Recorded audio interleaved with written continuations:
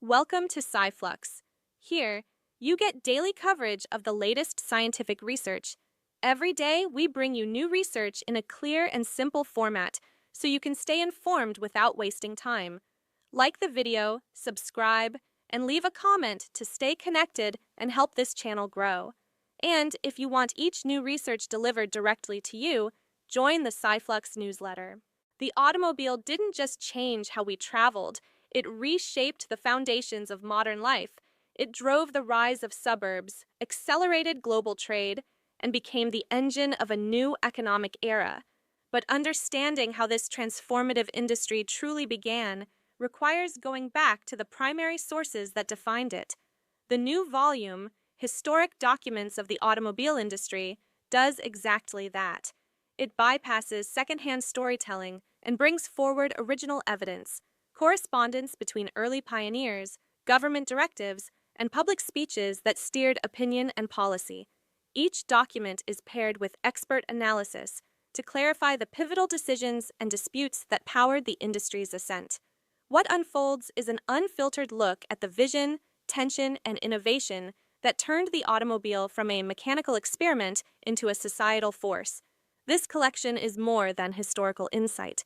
It's a strategic lens on how one invention reshaped entire systems. The story of the automobile, told by the voices that built it.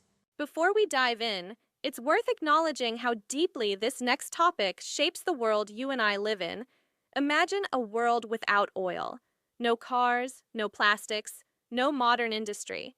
For more than a century, oil has been the lifeblood of civilization, shaping our economies, politics, and daily lives.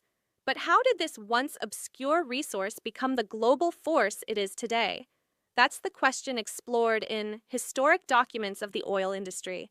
This new volume doesn't just tell the story, it shows it through original letters, government records, and speeches from the people who built the oil age. Each document is paired with expert commentary, revealing how exploration, corporate power, and geopolitics evolved side by side. The result is a rare window into the decisions, ambitions, and conflicts that defined the modern world. More than a historical archive, it's a guide to understanding how our past energy choices continue to shape our future. Before we talk about today's labor rights, it's worth stepping back to see how they were built in the first place. Imagine opening a time capsule filled with the voices that shaped how we work and live today. The story of the American labor movement isn't just about strikes and policies. It's about people, their struggles, and their fight for dignity. Historic Documents of the U.S. labor movement brings these stories to life. It curates powerful original sources, from fiery speeches and heartfelt letters to key government documents, showing how workers built the foundations of modern labor rights. Each piece is paired with expert commentary, helping us connect the human experience behind the movement's biggest turning points. This isn't just a history book, it's a living archive. It reveals how the fight for fair wages, safe workplaces, and the weekend itself continues to shape our world today. By revisiting these voices, we gain a deeper understanding of where our rights came from and what it takes to protect them. At the center of every major economic shift lies a paper trail, decisions captured in letters, speeches, and laws that shaped the financial systems we rely on today. Understanding banking isn't just theory, it's the story of people, power, and the choices that built modern finance. Historic Documents of the Banking Industry delivers that story through original materials, private correspondence, influential speeches, and pivotal government decrees, each clarified through expert commentary. The result is a dynamic history of how ideas evolved, crises unfolded, and innovation reshaped the global economy. This isn't a textbook, it's an immersive record of the industry's formation.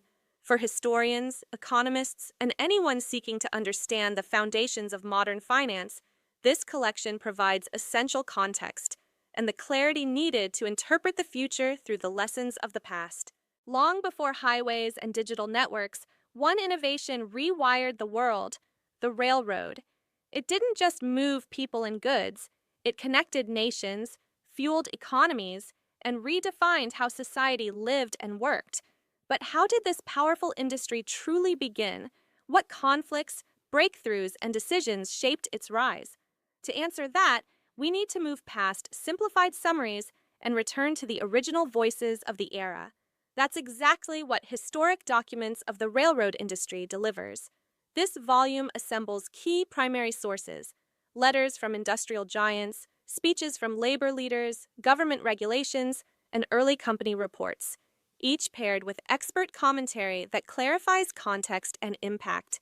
Together, these materials create a sharp, realistic portrait of the railroad's evolution: early experimentation, explosive expansion, technological innovation, and the human struggles behind the empire. This isn't just a historical reference, it's a strategic resource for understanding how modern industry was built. By preserving and interpreting these documents, the collection revives the ideas and decisions that forged the railroads and, ultimately, the foundations of the modern world. To frame the narrative with clarity and momentum, start by signaling the strategic shift at the heart of the story. The American Tract Society stood at a crossroads: expand its market presence or preserve the intimate influence it held over readers. In the mid-19th century, the organization chose commercial growth, moving into higher-priced, upmarket books and shifting away from its traditional colportage model, which had relied on direct, personal contact to shape reader interpretation. Bookstores and mail-order channels became the new distribution engines, broadening reach but weakening the society's ability to guide how its content was absorbed.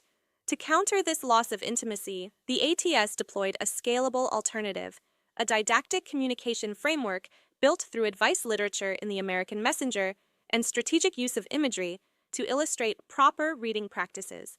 The result is a compelling case study of a universal tension: the trade-off between expanding influence and maintaining control over message reception, a dynamic still deeply relevant in today's media ecosystem. At a time when ideas had to travel as fast as the nation itself was expanding, the American Tract Society faced a defining logistical and ideological test. The organization viewed the American West as a vast, unsettled frontier primed for influence, yet its early distribution efforts fell short. To solve this, the ATS launched Colportage in 1841, a large-scale deployment of door-to-door peddlers tasked with carrying publications across the country. This ambitious system forced a sharper question: who exactly was the intended audience? Their choice to prioritize U.S. citizens embedded a racialized boundary into the mission, narrowing its reach. Even so, enslaved and free Black Americans, along with indigenous communities, appropriated elements of this infrastructure for their own goals. Their engagement highlights a timeless truth: once a distribution system is built, its influence can extend far beyond its original designer's control.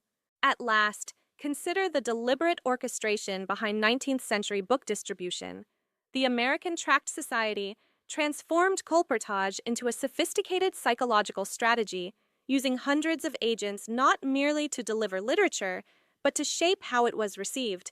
These colporteurs followed precise visit templates, starting with pointed, emotionally charged questions designed to heighten receptivity.